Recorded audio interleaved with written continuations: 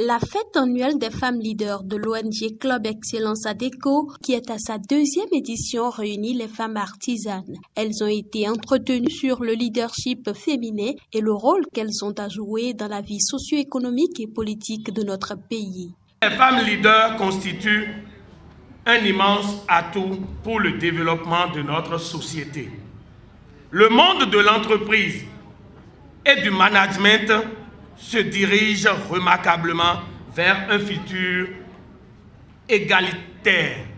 C'est pourquoi l'ONG ADECO, dans sa vision d'œuvrer pour le développement intégral et inclusif du secteur de l'artisanat, a fait du leadership féminin une priorité.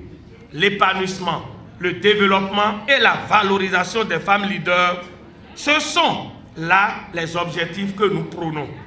C'est donc à juste titre que l'événement a bénéficié du soutien de la présidente de l'Institut national de la femme.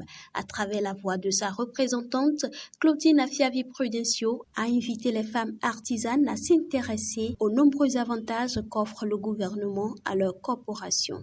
Être une artisane leader, c'est être à l'afflux des formations qui permettent d'améliorer la production au quotidien et adopter des attitudes qui séduisent la clientèle, telles que le respect des rendez-vous, l'évaluation de la satisfaction du client et la publicité par les canaux actuels.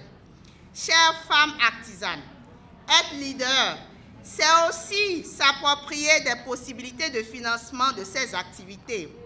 Au Bénin, par exemple, les artisans peuvent avoir accès à des prêts spécifiques grâce au gouvernement du président Patrice Talon.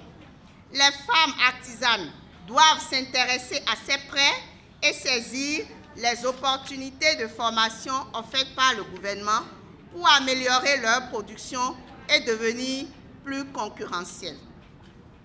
L'Institut national de la femme que je dirige se préoccupe particulièrement du leadership féminin et ne vous marchandera pas son soutien.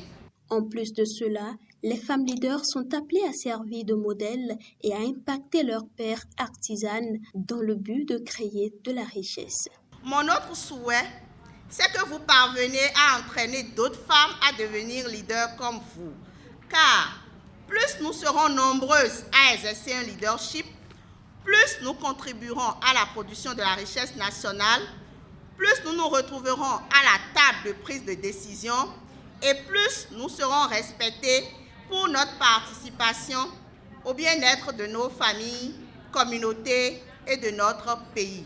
L'événement a connu la présence des représentantes des femmes leaders de tous les départements du Bénin et une délégation du Togo.